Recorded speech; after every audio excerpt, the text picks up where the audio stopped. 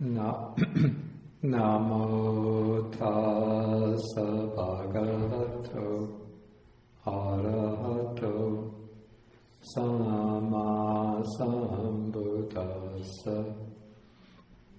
Namo tassa bhagavato arahato samma sambuddhassa. Namo tassa bhagavato arahato samma sambuddhassa. Okay, today's date is December 17th, 2011.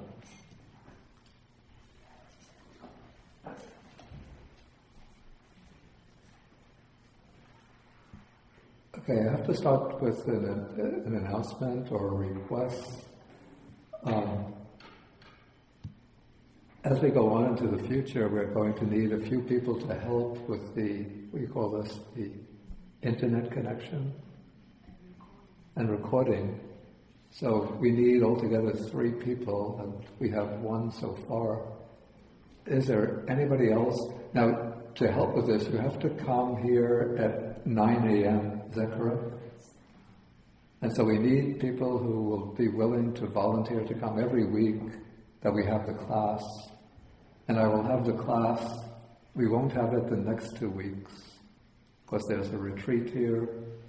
So we'll have the next class January 7th, and then I'll have 3 classes in January 7th, 14th, 21st.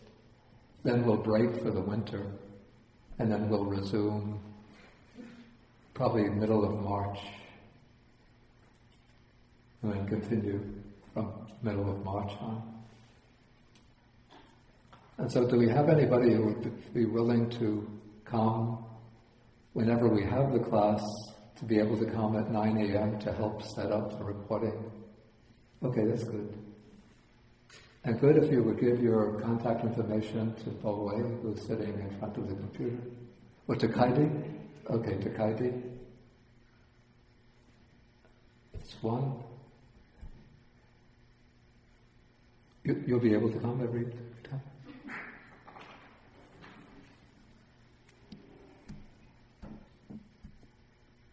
Okay, so you would have to be here at 9 a.m. Oh, that's also a possibility, to rotate. Yeah.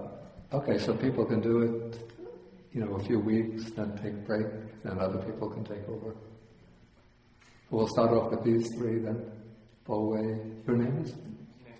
Nick. Nick, is that? And Joan. Okay.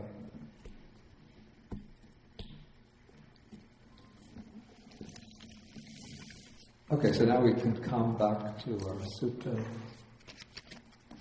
And we have been doing, over the last few weeks, the Maharahulovada Sutta, the greater discourse of advice to Rahula. And this is the Buddha's instruction on various approaches to meditation to his own physical son, the young monk Rahula. And if you remember at the beginning, when the sutta opens, or close to the opening, Rahula gets some brief instructions from the Buddha.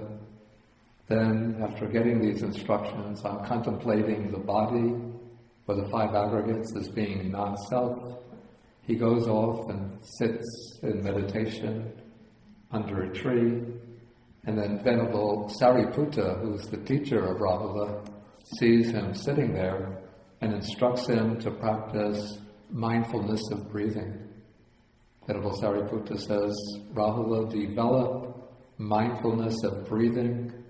When mindfulness of breathing is developed and cultivated, it is of great fruit and great benefit. Okay, so later that same day, Rahula goes to the Buddha and asks him, how does one practice mindfulness of breathing?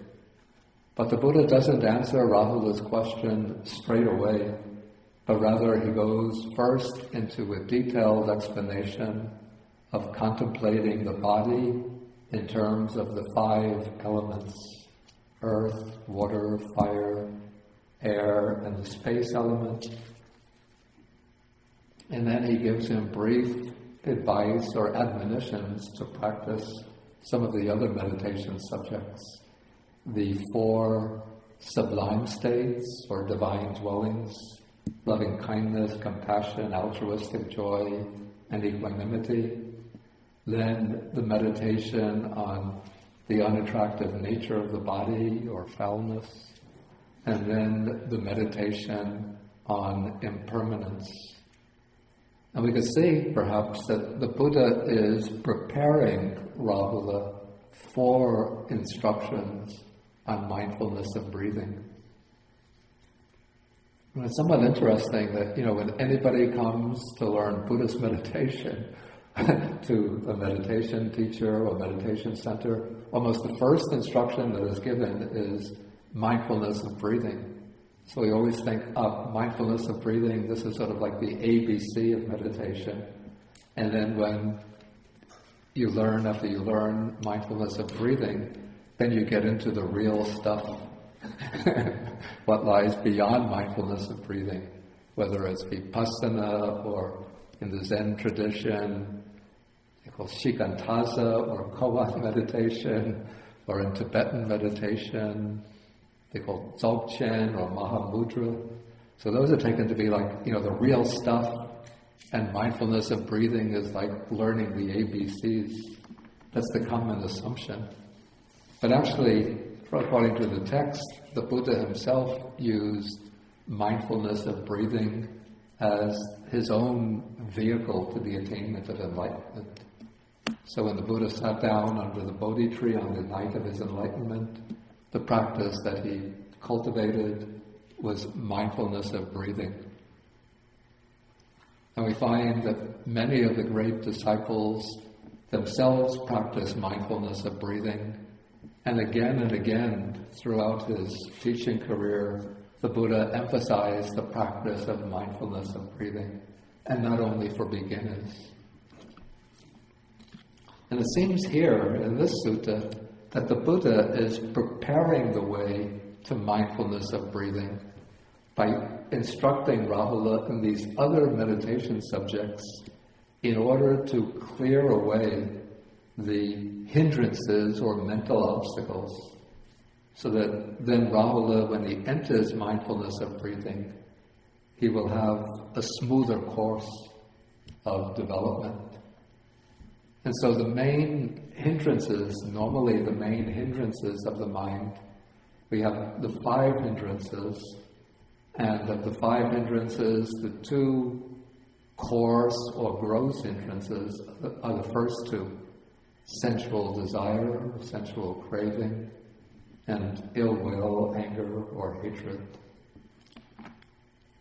And so the preliminary meditation subjects, loving kindness, compassion, altruistic joy, can be seen as the antidotes to anger and ill will. And then the meditation on the unattractive nature of the body is the direct antidote to sensual desire. And also the perception of impermanence also will help to reduce desire or craving.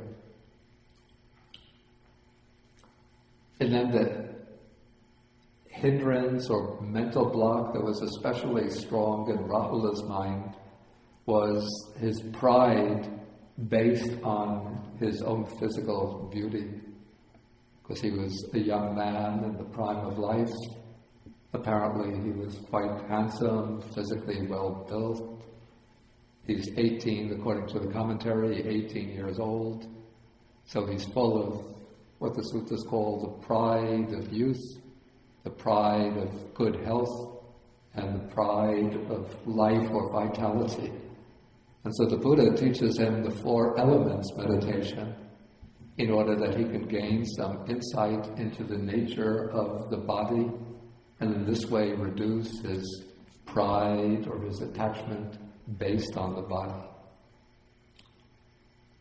And so, after all of these preliminary instructions have been laid down, then the Buddha probably feels that Rahula is now been sort of properly prepared so that he can absorb and practice the instructions on mindfulness of breathing.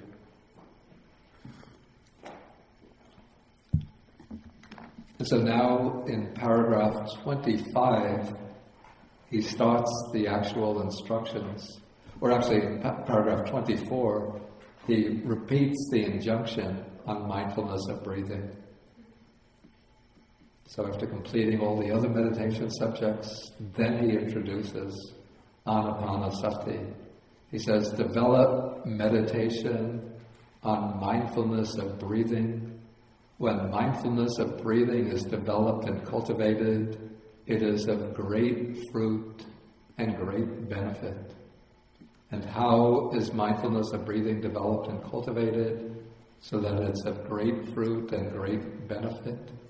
Okay, first what we call mindfulness of breathing in Pali, I'll write the Pali name.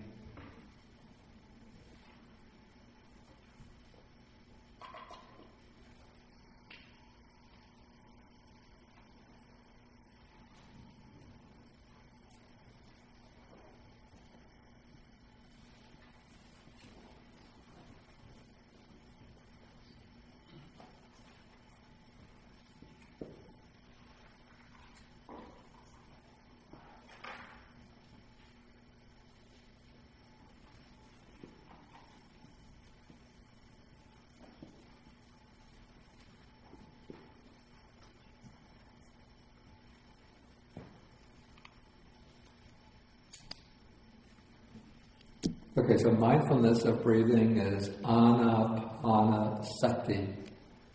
The word ana means the in-breath, and pana means the out-breath, and sati means mindfulness. It's actually ana and up, I think it's... No, I'm sorry, it's anapana. Sati.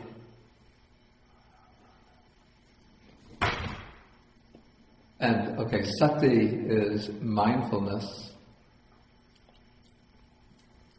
And sometimes we find, this is in the Samyutta Nikāya, in the section on mindfulness of breathing, we find the instructions are given for anapanasati samadhi, which means concentration. Samadhi is concentration, collectedness of mind, mental composure through mindfulness of breathing. So this full expression brings out the sort of the direction of anapanasati. The reason that one is developing mindfulness of breathing is to obtain the samadhi, the concentration that is reached through being mindful of the in and out breaths.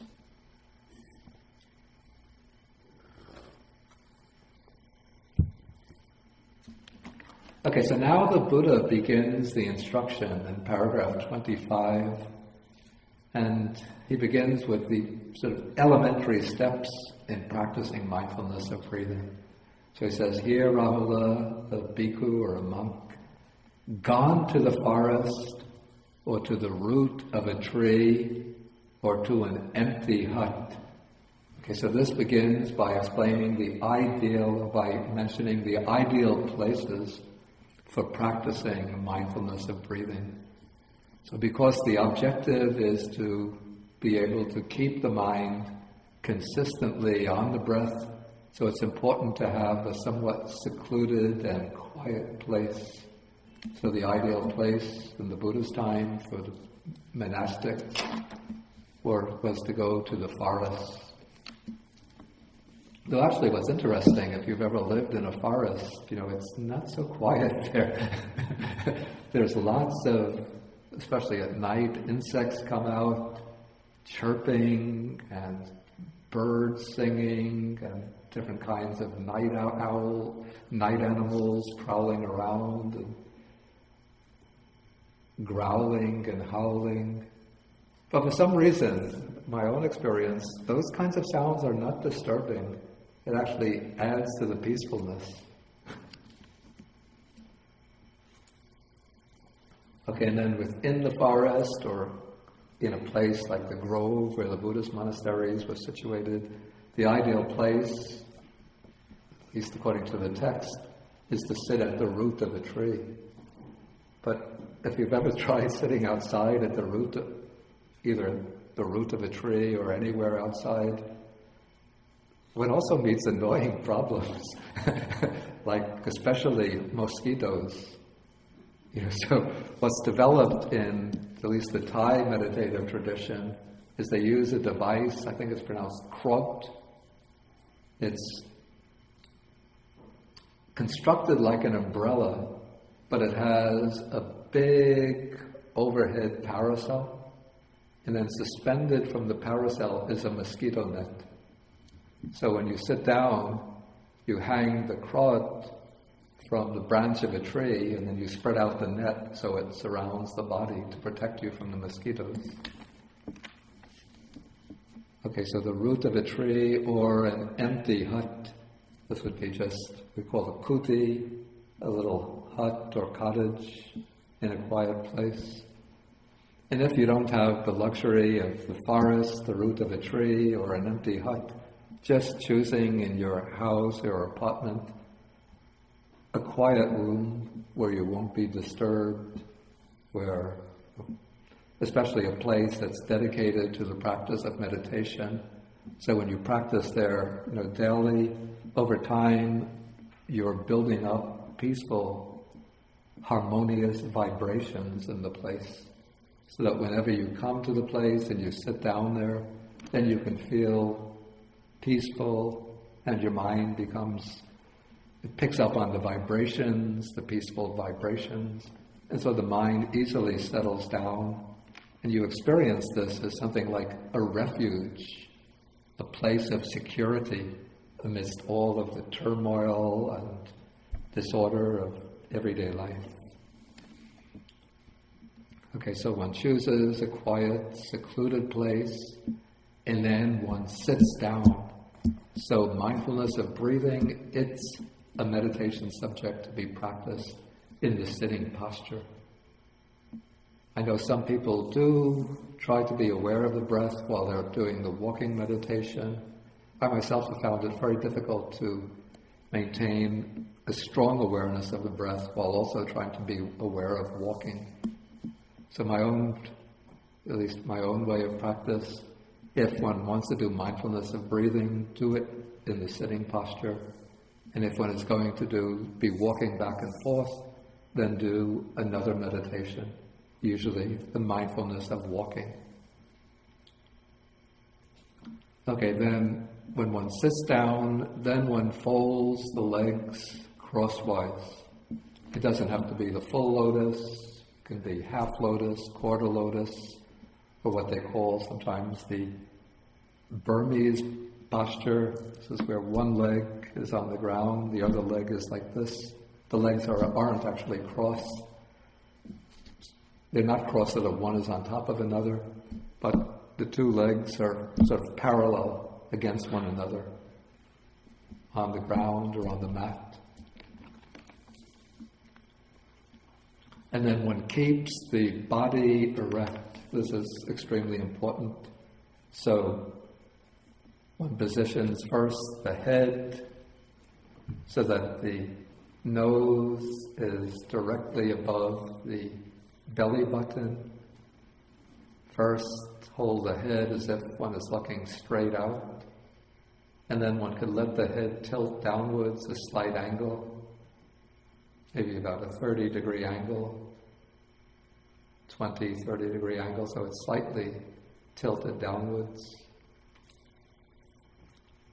Then the mouth should be closed with the tongue resting lightly against the roof of the mouth. And the eyes should be closed, lightly closed. though in some traditions they teach to let the eyes remain very slightly open. But I personally find it easier to keep the eyes completely closed, but lightly, not forcing them closed. Okay, and then one establishes mindfulness in front of one.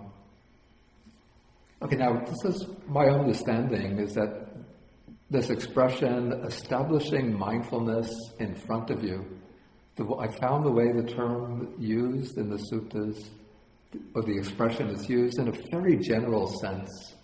So it's not specifically tied to mindfulness of breathing, but it seems to be used just in a way, as a way of indicating that when one is sitting down to do meditation, one sets up mindfulness. But some of the early commentarial texts take this expression in a rather technical and precise way, and they explain it to mean that when one practices mindfulness of breathing, one establishes the mindfulness in an area. It can be under the nostrils, slightly inside the nostrils, or around the nostrils, wherever one feels the breath most clearly coming in and going out.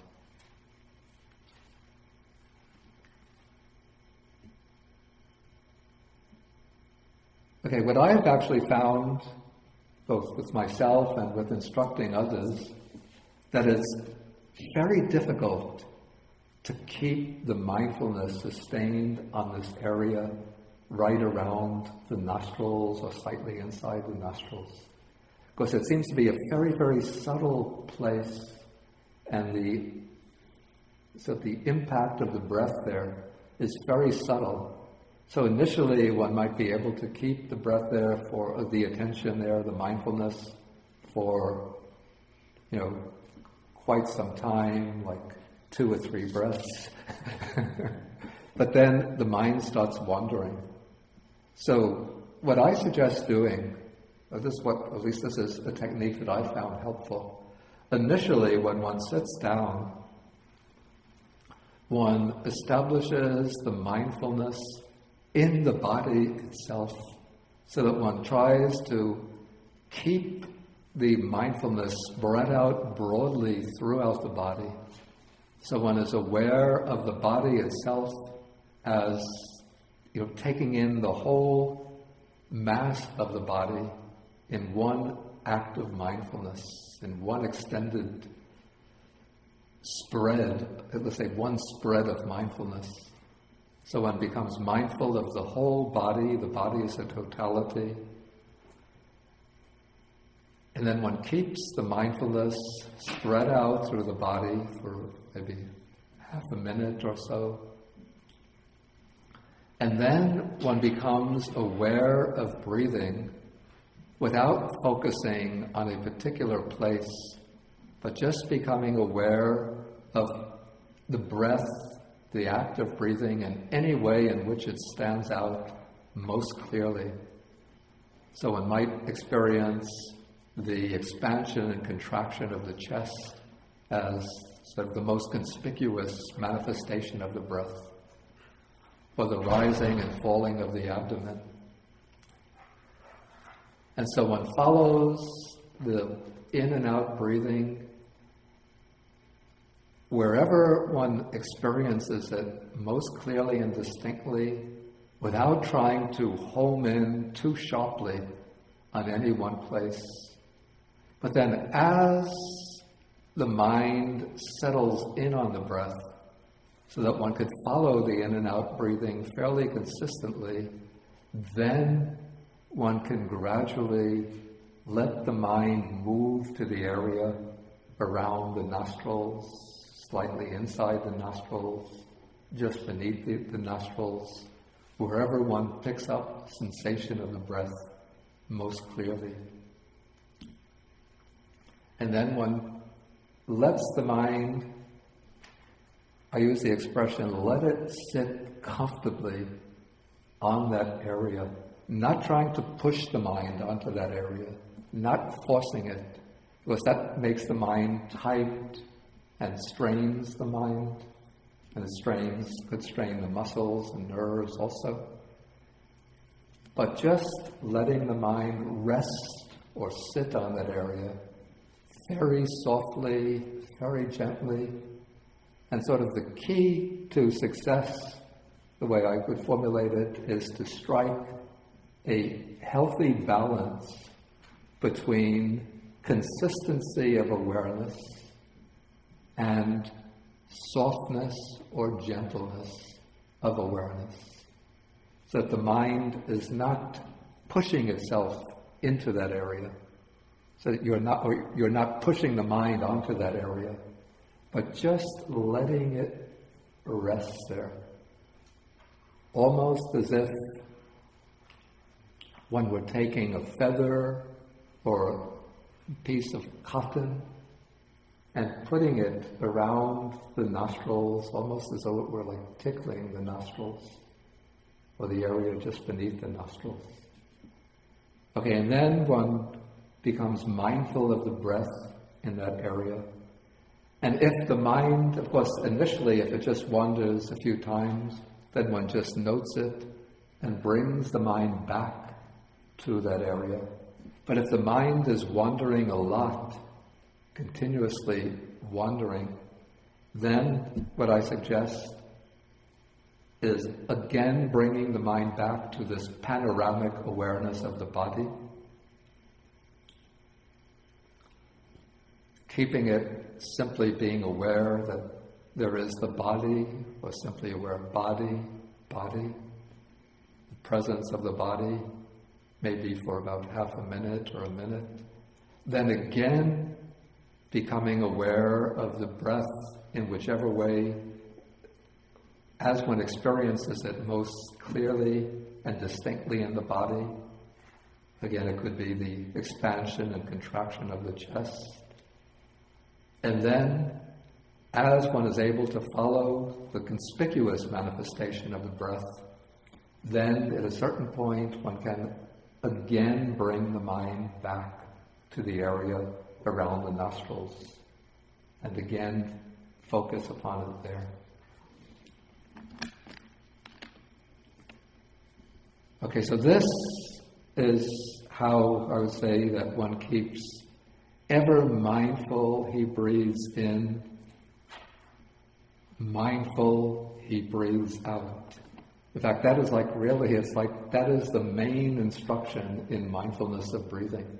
It's really all sort of succinctly expressed in that one phrase, that one expression.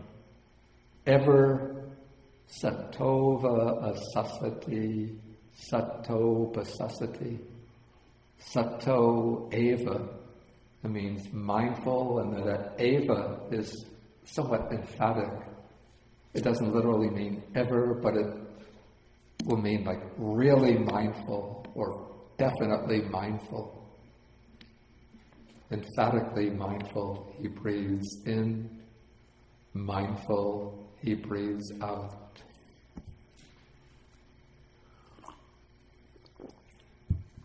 So that is the core instruction in mindfulness of breathing. And now what's going to take place in the following sections is an expansion of the mindfulness of breathing into 16, sometimes called 16 steps or 16 aspects.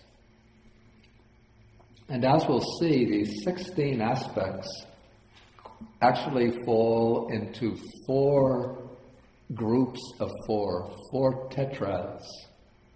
And the 4 tetrads are determined or governed by the 4 foundations of mindfulness, the 4 bases of mindfulness.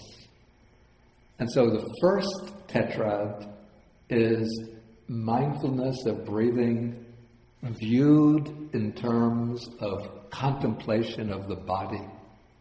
This is the way we find mindfulness of breathing explained or expounded in the Satipatthana Sutta, the discourse on the establishment of mindfulness.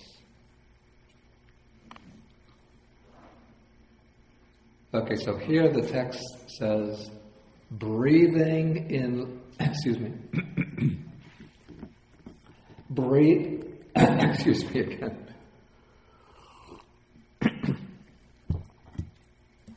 Breathing in long, he understands, I breathe in long. Or breathing out long, he understands, I breathe out long. And we'll take the next pair, they go together. Breathing in short, he understands, I breathe in short. Or breathing out short, he understands, I breathe out short. Now what's interesting here to note is the verb in these two sentences. The verb is what's translated as understands, and in Pali this verb is pajanati.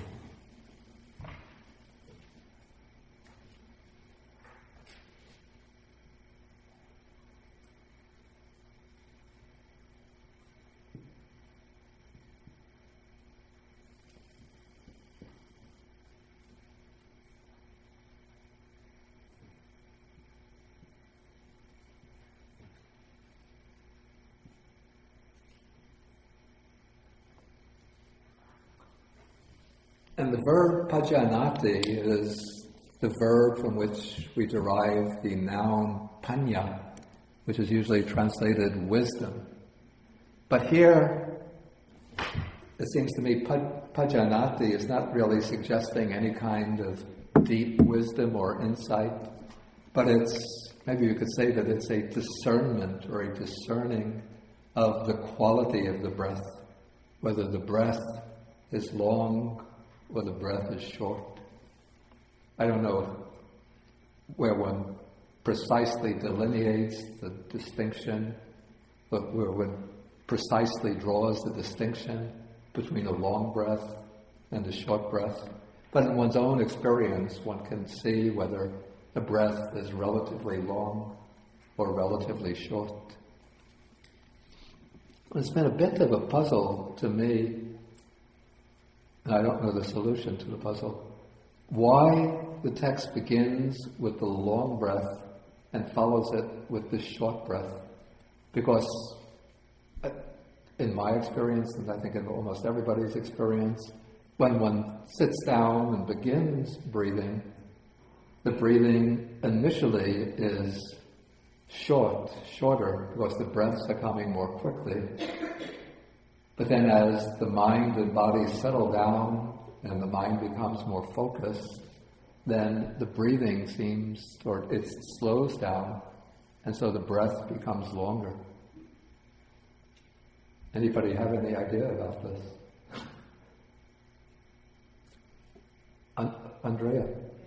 Actually, I usually find the opposite, Bhante. Once they really, really get calmed down, I almost seem to hardly breathe at all. Actually, that is the case, yeah.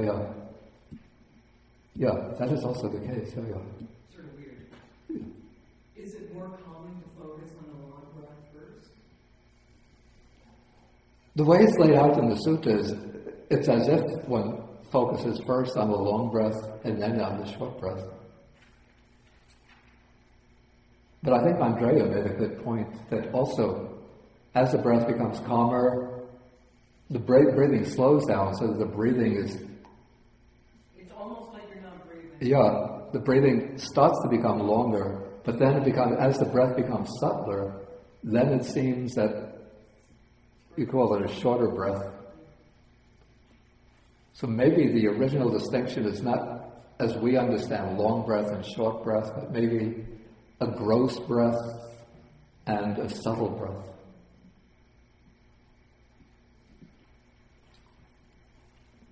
Anybody else? Somebody else there? Well, maybe he was breathing in long intentionally in the beginning in order to calm himself, by taking a deep breath, deep breath a couple of times, and then Well, usually we say in the instructions on mindfulness of breathing that one shouldn't intentionally regulate the breath, trying to make it either long or short, but just breathe naturally through the nostrils and then follow the breath just as it's occurring.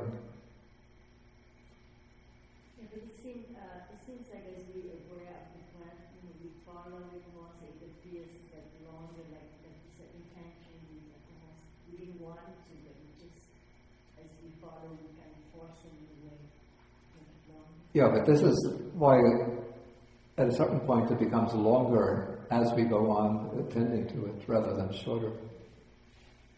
But I would go with the way the explanation Andrea gave. Okay, so these are, however we understand it, the first two sort of steps to be aware of the breath as long or short. Then we come into the third aspect. And here the verb trains again. He trains thus, I shall breathe in, experiencing the whole body. He trains thus, I shall breathe out, experiencing the whole body. Actually, there are two changes in the verb that take place here. One is the main verb, and that is now the change is from understanding to training, which is sikati.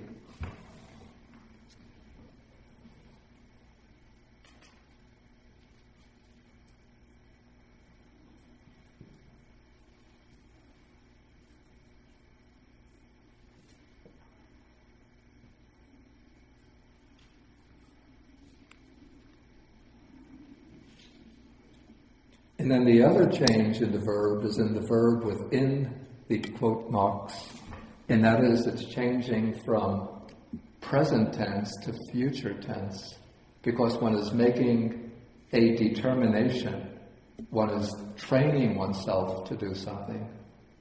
And so the future expresses the mode in which one will undertake that training. And the particular mode which is indicated by the statement, I shall breathe in, experiencing the whole body. Let me write this whole thing in Pali, even though it's a big, big compound.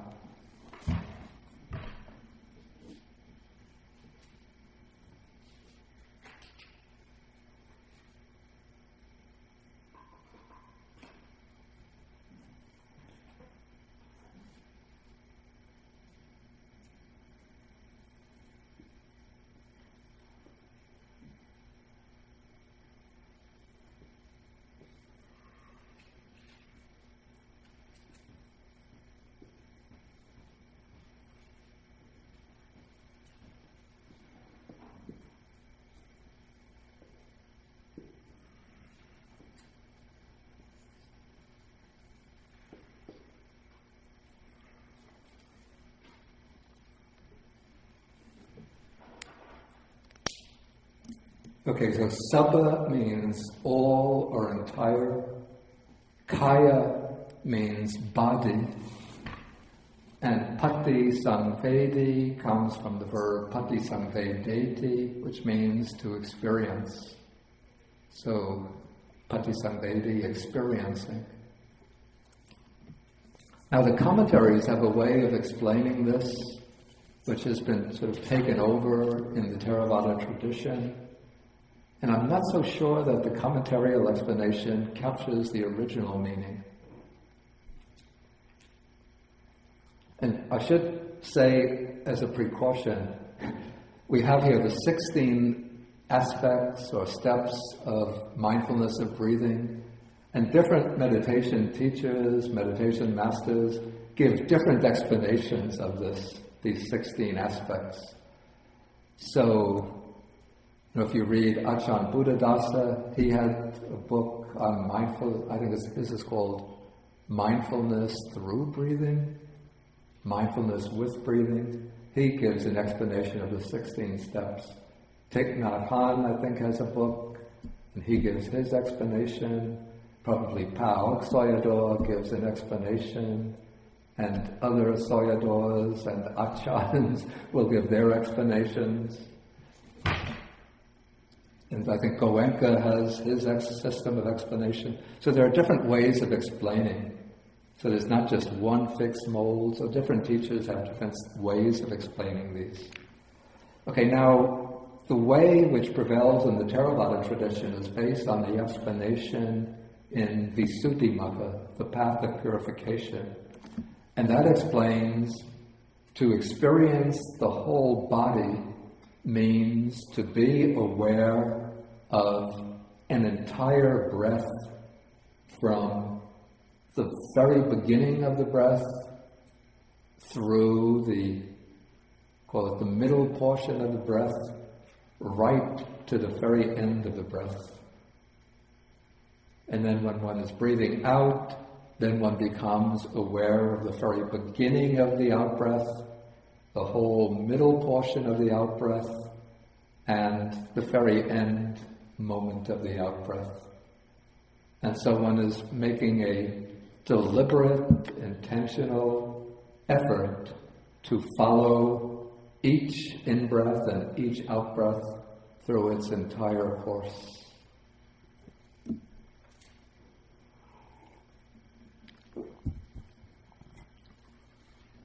Okay, it seems to me that this particular instruction, it's very important for developing consistent,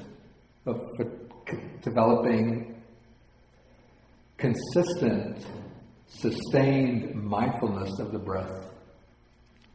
But I find it difficult to see that explanation in the actual phrase sabba kaya patisangvedi, because kaya is almost always used to refer to the physical body, and sabba seems to emphasize this, the whole body, the entire body. And the verb or the word patisangvedi doesn't seem to me to mean simply to be aware of, in the sense of to know or to be following, but to be experiencing. It's actually, patisangvedi is related to the verb vedeti, which means to feel, and the noun vedana, feeling. So it seems to be a much more tactile aspect of experience, much more concrete and tactile aspect of experience than simply noting or being aware of.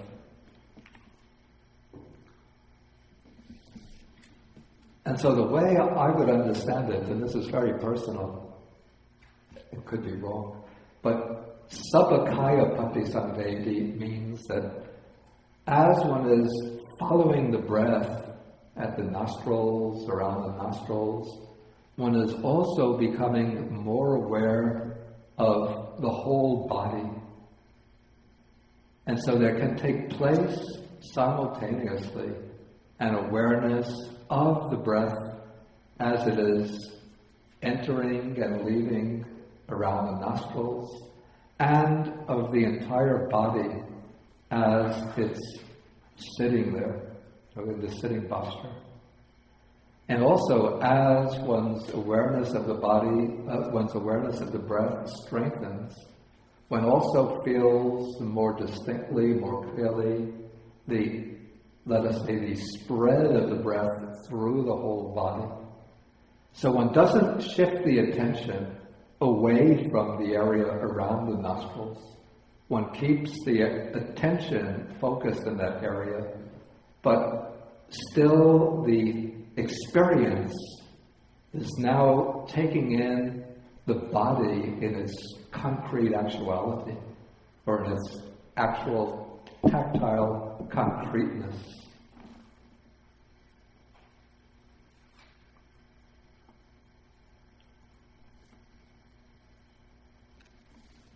Okay, then we come to the fourth aspect, which is tranquilizing the what's called the bodily formation. So I shall breathe in, tranquilizing the bodily formation. I shall breathe out, tranquilizing the bodily formation. Now the bodily formation, the Pali word is kaya sankhara, and this is identified, well, first I'll write it.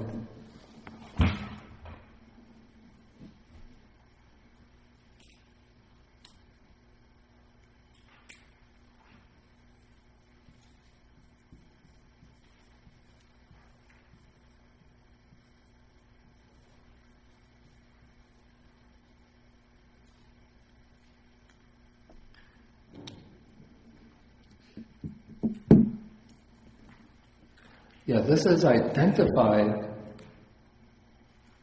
in Sutta number 44.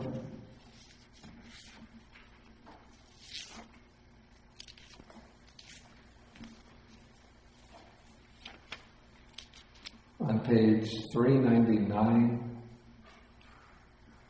the bodily formation or bodily activity is identified with in-breathing and out-breathing.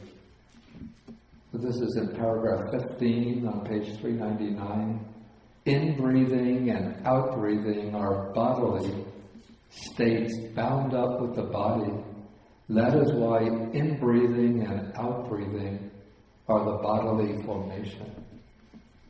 So rather than use the full expression in and out breathing, here the text uses the expression bodily formation. And the way I understand it, one is not sort of making a deliberate, intentional effort to tranquilize the bodily formation, but one is simply being mindful of the breath coming in and going out. But as one becomes more and more mindful of the breathing, then naturally the breathing itself becomes calmer, more tranquil, more subtle, so that eventually it seems that the breathing becomes so subtle that one is hardly aware of pulling air in through the nostrils and sending it out through the nostrils. And then it's said that as the breathing becomes more and more subtle, at a certain point one enters into the jhanas, or states of deep concentration, and then in the fourth absorption, the fourth jhana, the in and out breathing stop altogether. So it's in the fourth jhana that the in-breath and out-breath become completely tranquilized, completely still or quiet.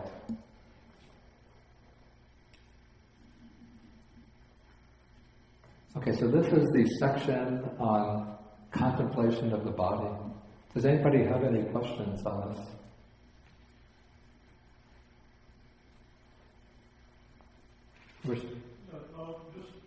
If there's a microphone, do we have the The body versus bodily formation, does that mean the same thing there that formation means in mental formation? And why say bodily formation rather than just body? What is formation really there for? Yeah, I don't actually like the word formation as a translation of sankhara. This is sort of an old translation that I inherited. And the word sankhara has different connotations. Maybe we could say here activity maybe is a more satisfactory rendering. So and what's being referred to is not the body itself, but in and out breathing as an activity of the body. Yeah, but the passage I pointed out from Sutta number 44, that in-breathing and out-breathing are bodily. They're states bound up with the body. Therefore, they're called the bodily sankhara. Okay, so then that understanding of formation would also apply to mental formation mental activity, meaning the will and any kind of active ideation, as opposed to, say, store consciousness and speech, right? This is a big question that opens up a big topic. Because the word mental formation or mental activity, well, let's say the word sankhara is used in different contexts with different connotations. So in some contexts, body kaya sankhara means activities, volitional activities performed through the body, like killing, stealing, sexual misconduct. Those are types of unwholesome bodily sankharas. But in the context of meditation practice, the expression bodily activity, kaya sankhara, is used with reference to in and out breathing. And we'll come across mental sankharas just below. In relation to meditation, the mental sankhara means feeling and perception. But in other contexts, the mental formations or mental activities mean volitional activities that occur through the mind without coming to expression through body and speech. If you want to explore this further, we could do so after lunch in the discussion period.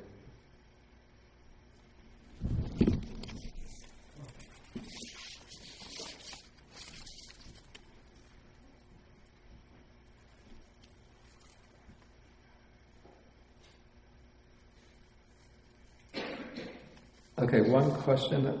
There are so many questions, but I have to finish the sutta today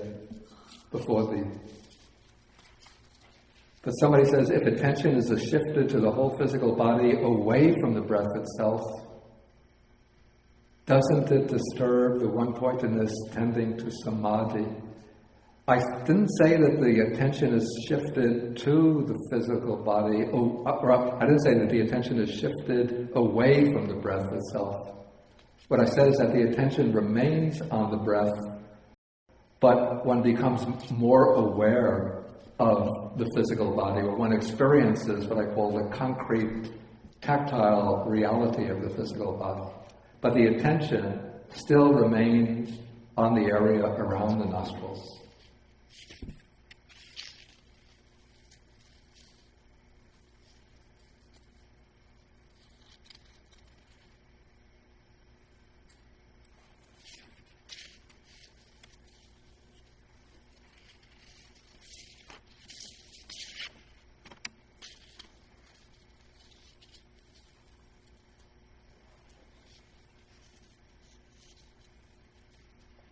Okay, somebody asks, does being aware of the long breath and short breath simply mean to be aware of the breaths as they are? Well, one is aware of the breaths as they are, but it seems here one is deliberately distinguishing whether the breath is long or whether it's short. Otherwise, it seems simply being aware of the breath as they are is indicated by the first phrase, ever mindful he breathes in, mindful he breathes out.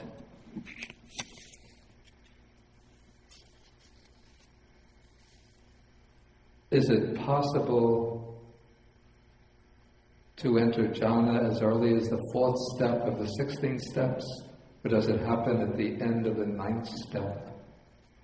Okay, this is a rather technical question. It seems to me, and this is a point I wanted to make anyway, that the first 3 tetras, the first 12 steps, are looking at the same process from different points of view, from different perspectives, that they're each looking at the process of intensifying concentration, intensified samadhi. But the first tetrad is looking at it from the standpoint of the body, the second from the standpoint of feeling, the third from the standpoint of mind.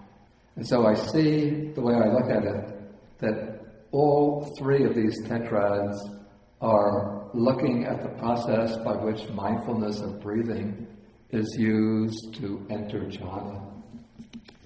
even though jhana is not explicitly mentioned in the suttas on mindfulness of breathing. So especially as the breathing becomes tranquilized, being aware of the tranquilizing the bodily formation, this indicates the tranquilizing of the breath as one approaches and enters the jhana and takes it up to the level of the fourth jhana, where the breathing becomes completely tranquilized. Okay, I want to move on now to the second tetrad, which is, the way I look at it, as I said, it's now taking the process of mindfulness of breathing and looking at what is happening in terms of feeling. And we find this explicitly stated in the Sutta on mindfulness of breathing, that's 118 of the Majjhima Nikāya. Okay, so now I shall breathe in, experiencing rapture. I shall breathe out, experiencing rapture. I shall breathe in, experiencing pleasure. I shall breathe out, experiencing pleasure. And so we have here two important words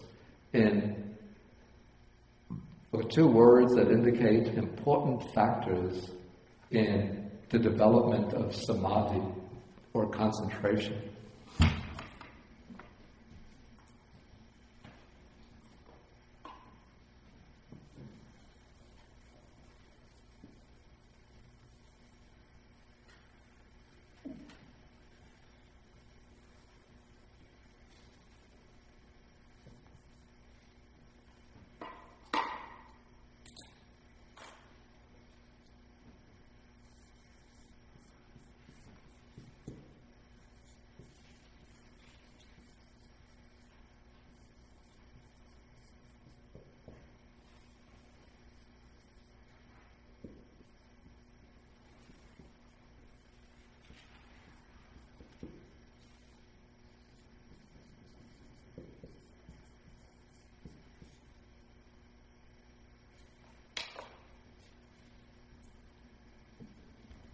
Okay, the two words are piti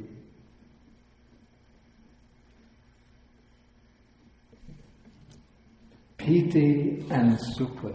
Piti is what we translate as rapture. I'm not so happy with it, but it's hard to find an adequate rendering. Could be joy or elation.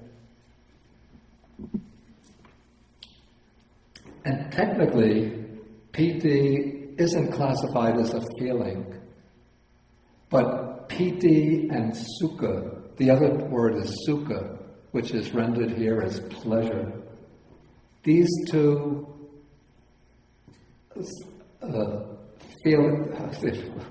these two mental factors often occur very closely associated, but piti is more like an exuberance of bliss, a kind of ecstatic feeling, an uplifting joy. And sukha is it is itself the feeling. It's the pleasant feeling. And so in the initial stage, piti and sukha, rapture and pleasure, occur together.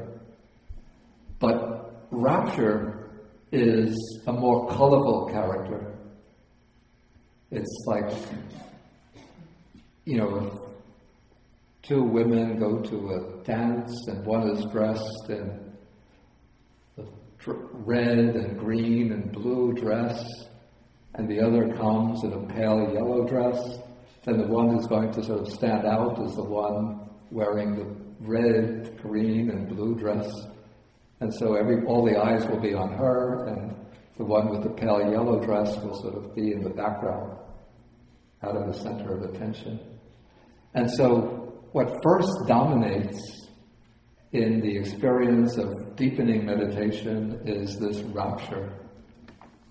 And so I think rapture is included in this section because it arises as the concentration, as the mind is becoming concentrated. Then, when it's cleared, the hindrances are falling away, and the mind is collected on the object. There arises this joy or this exuberance, and that becomes the center of attention. But one is still focusing on the breath, still aware of breathing in, breathing out, but now one is experiencing rapture as one is aware of breathing in and breathing out. Okay, as the concentration deepens and one becomes more familiar with it, then the rapture starts to fall away, to fade into the background. Maybe it's a little bit like the two women just enter the party. And so initially the one with the bright red and blue dress stands out, but if one chats with them and gets to know them a little bit, one finds the one with the pale yellow dress has a more interesting, a more deeper personality. Okay, so very worldly illustration. Okay, so as the mind becomes more concentrated, the rapture loses its interest, so to speak, and eventually it will subside as the jhanic experiences unfold.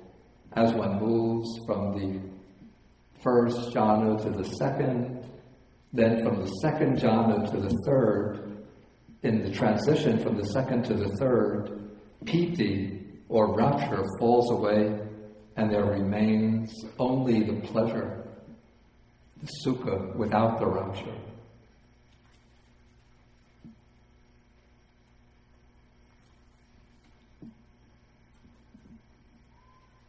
Okay, then in the third step, he trains, I shall breathe in, experiencing the mental formation. I shall breathe out, experiencing the mental formation. And then I shall breathe in, tranquilizing the mental formation. I shall breathe out, tranquilizing the mental formation. And here we come across the expression mental formation that Richard brought up before. This is citta sankhara, and according to page 399 that we looked at a few moments ago,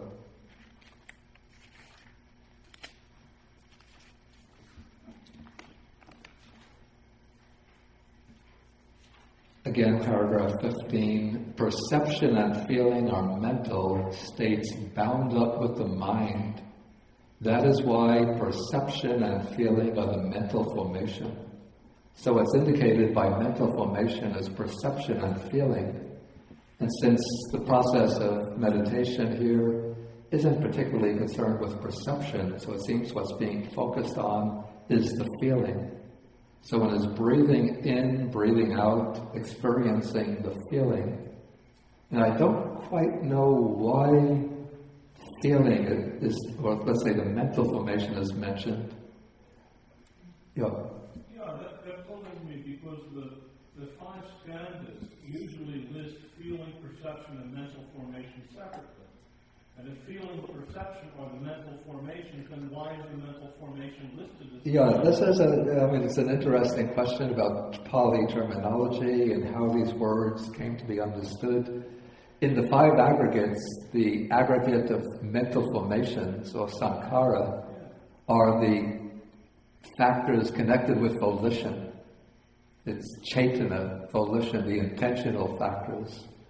And perception and feeling, or feeling and perception, are the headings for other aggregates. But in this particular scheme, feeling and perception become the mental formation, the citta sankhara. Well, that surprises me because normally he's very consistent with these usages. Like he has this scheme that he applies very consistently, and Yeah, I have to say it's also, it's puzzling to me. I don't have the answer to that. Unless he was picking up terms that were sort of in usage in the contemplative communities of that period. But then why use a word in one context in which it has one application, and then in another context in which it has another application? I just don't have the answer. Could it be a corruption of the text? No, I don't think so, because we find that the use of these words consistent between different Nikayas, and so it seems to be pretty, deliberate. It couldn't be a corruption. The corruption would just mean like a bad reading, which one could find maybe in one text, and then one could see that it's a corruption because of other texts which give different readings.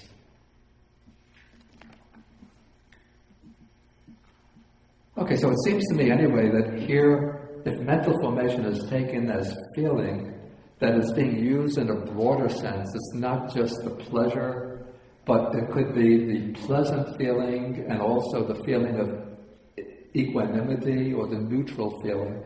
So it's all comprised under the heading of mental formation. And maybe here also, even when it's a pleasant feeling, when one is experiencing it, one is not attending to it under the heading of being pleasant or pleasurable, but rather just experiencing it as a feeling. And then in the next step, one is tranquilizing the mental formation. And that means one is through continuing to focus on in and out breathing, one is making the feeling become subtler and subtler.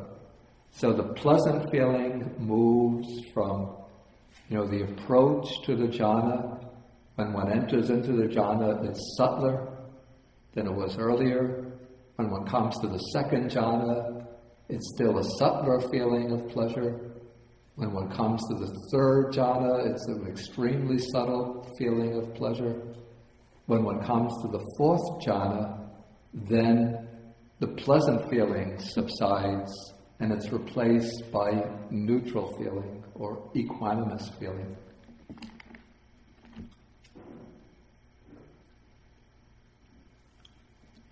So this is tranquilizing the mental formation. Okay, now we come to the third tetrad, and this is looking at the process of mindfulness of breathing from the perspective of citta, or the mind. And so the first one is, I shall breathe in, I shall breathe out, experiencing the mind. The Pali word here, the Pali expression,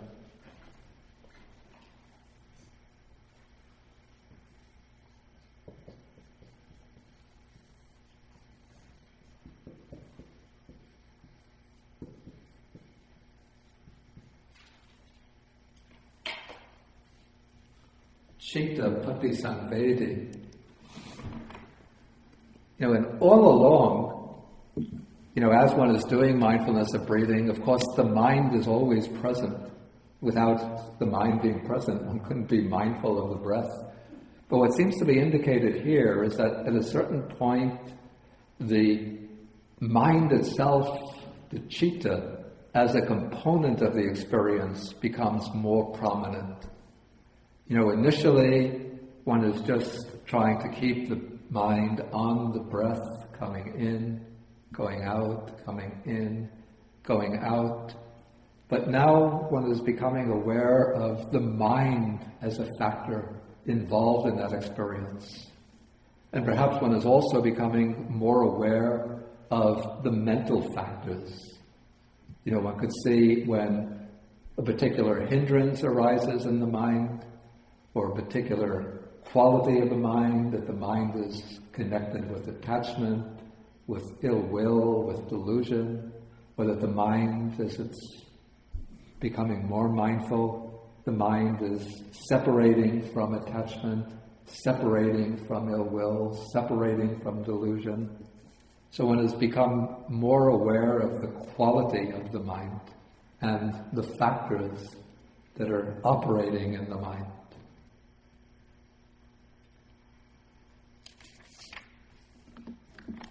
Okay, then the second stage, I shall breathe in gladdening the mind. I shall breathe out gladdening the mind. Okay, this seems to indicate that as one's concentration on the mind is increasing and the mind is becoming, or is able to sustain its attention more consistently on the breath, then what is arising is piti and sukha. That is, it's the rapture and pleasure arising. And that is what is causing the gladdening of the mind. When we take rapture and pleasure, we're looking at it from the standpoint of feeling. But when we take it from the standpoint of mind, then we speak about the gladdening of the mind. The mind is being suffused with rapture and with pleasure.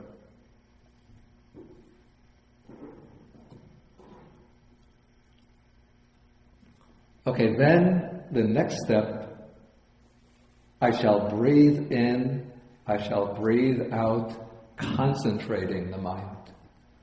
Okay, this is what one has been attempting to do all along, and as the rapture and pleasure arise, gladdening the mind, this is a kind of indication that the mind is becoming more concentrated. But if one becomes sort of attracted or latches on to the rapture and the pleasure, then the mind becomes distracted, loses the object.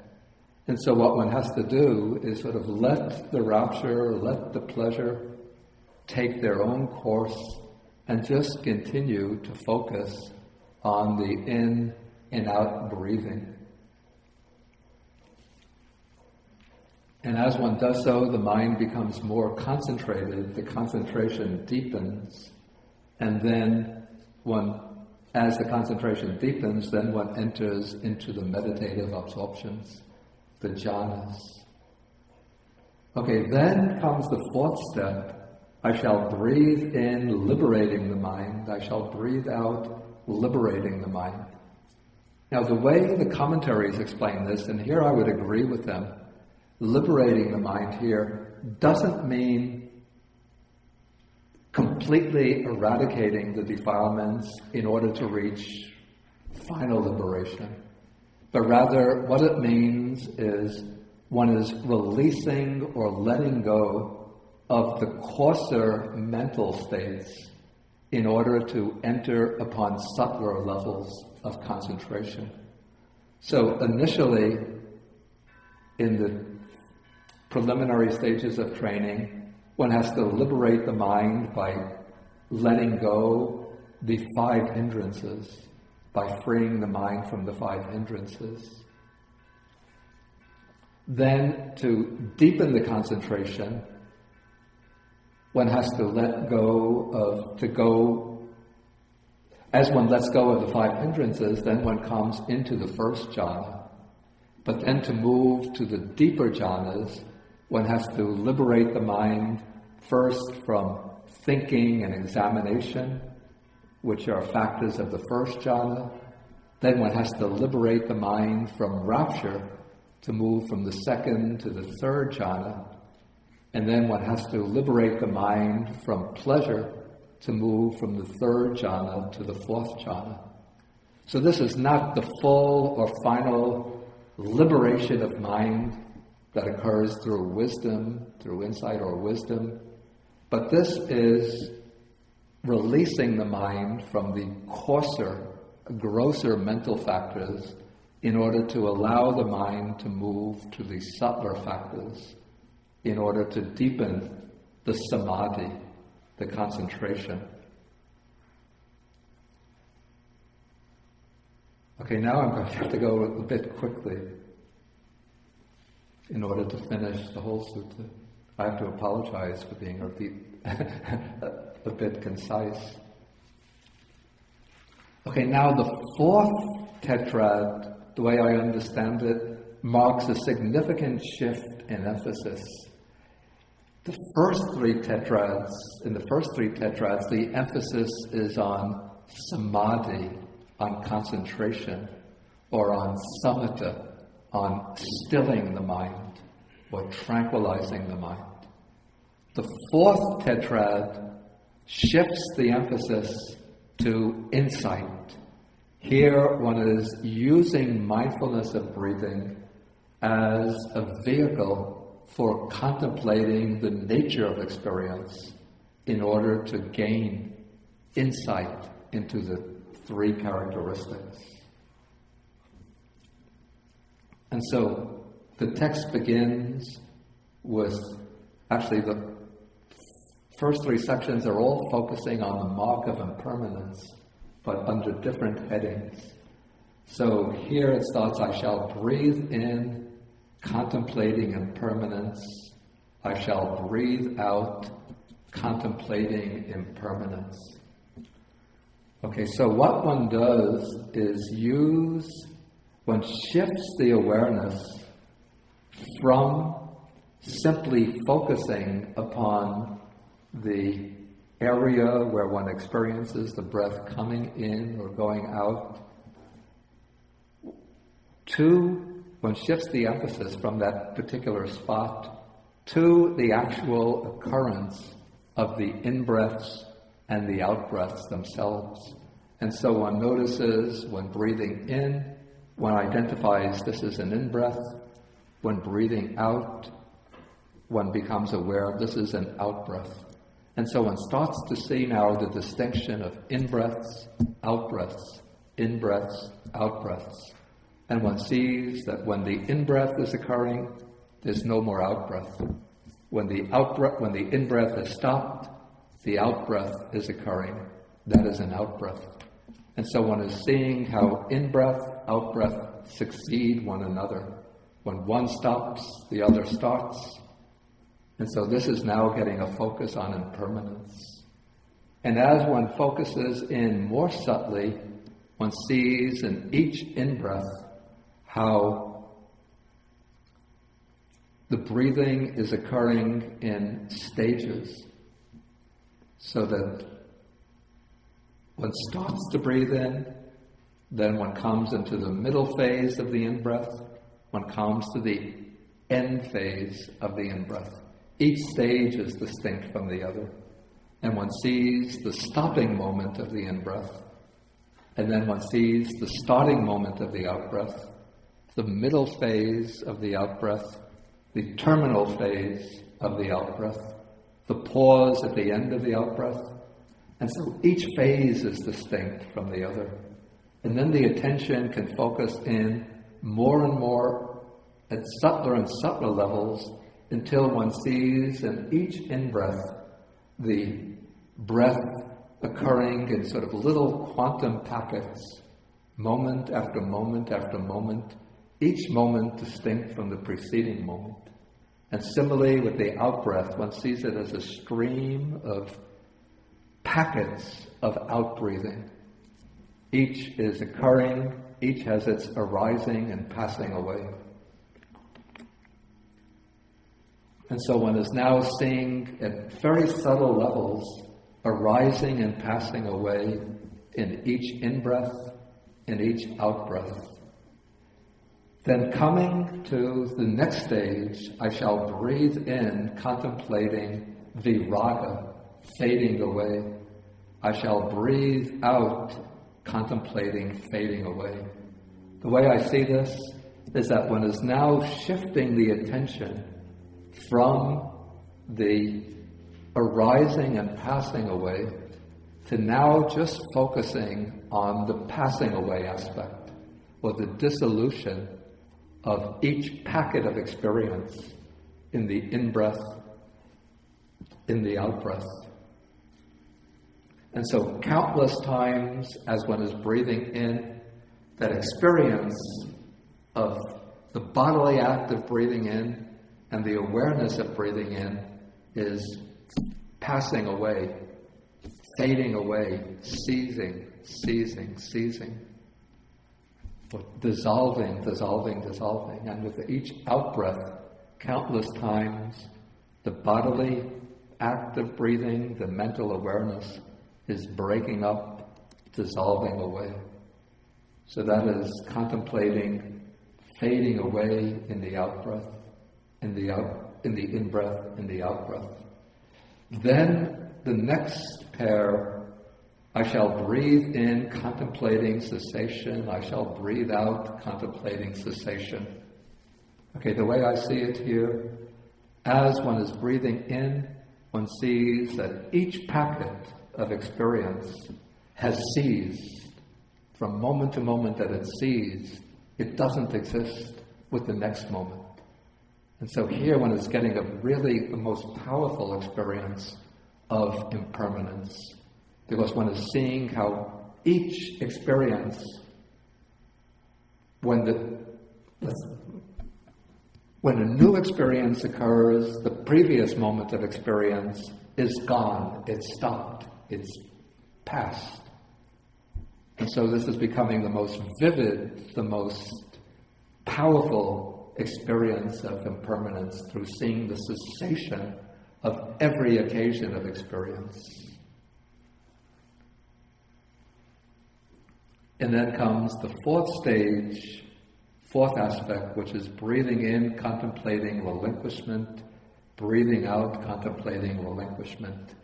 And this is the relinquishing of any kind of attachment that occurs as through the contemplation of the impermanence, fading away, and cessation. As one is contemplating this, one is giving up the attachment or the defilements.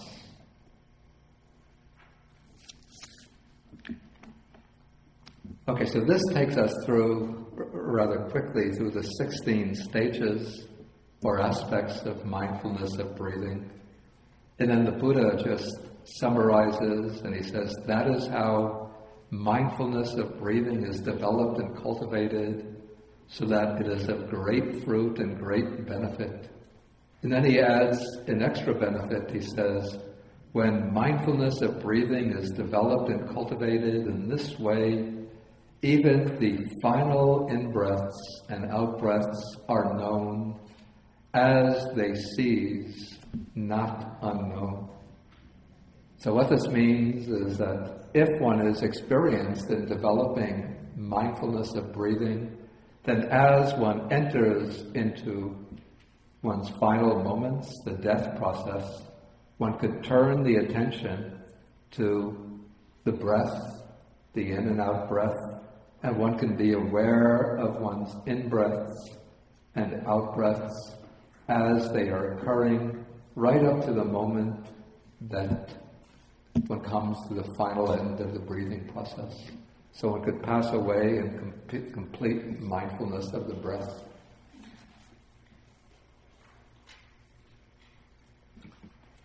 Okay, let's see if there's internet questions. I'll take them now, and then in-house questions we could take for the discussion period.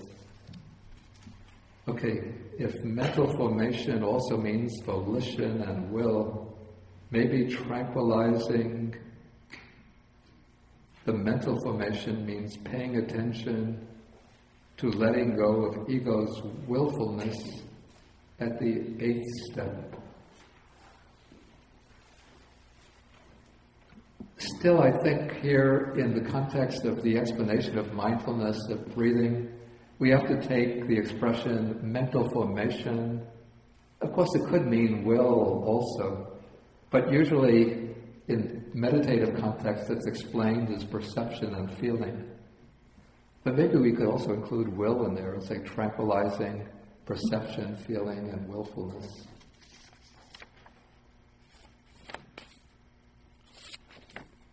Okay, then some say that piti or rapture is physical and sukha is mental. Is this correct? I don't think I've heard this before, but they're both mental, but piti, rapture, can maybe expresses itself in certain physical manifestations, like they can take place when piti is occurring. Sometimes people get goosebumps, or we call it the hair standing on edge, or maybe feelings of like a coolness or heat rising and spreading through the body. But as a mental factor, it's actually, in its essence, it's actually a mental factor, that experience of joy or exuberance. Okay, we'll end the actual class now. We break for the lunch, and if anybody has more questions, please, we will meet again, let's say 10 after 12, quarter after 12, and we could have 20, 30-minute discussion.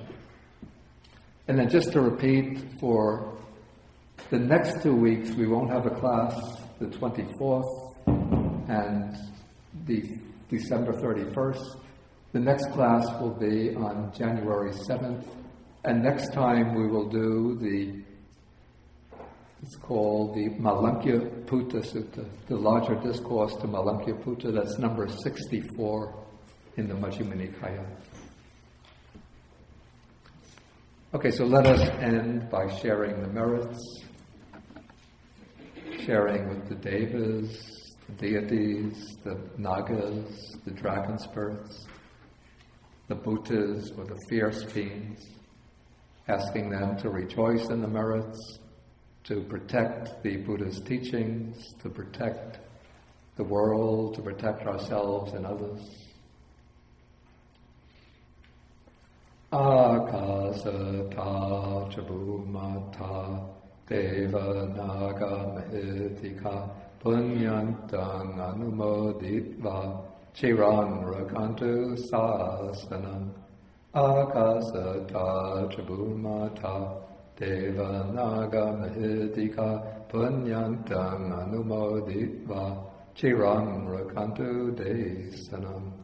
Akasata chabumata deva naga mahidika punyantam anumoditva chiran rakantu mam param etavatacha hehi sampadam punya sampadam sabbe devanumodantu sabba sampati siddhya sabbe bhutanumodantu sabba sampati siddhya sabbe sadanumodantu sabba sampati siddhya bhavagupadaya vichiritato etantare satakayupapana rupya rupicha asanya sanino dukkha pamuchantu pusantu nibbuttim.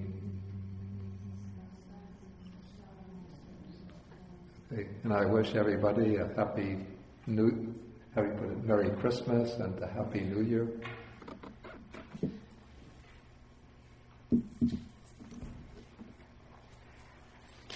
Okay, we stand up and we end with 3 short dhammas.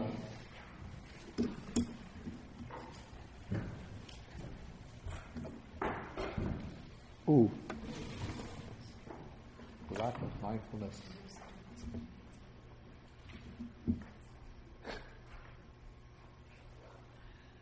Okay, you could just clang the chime there. Okay.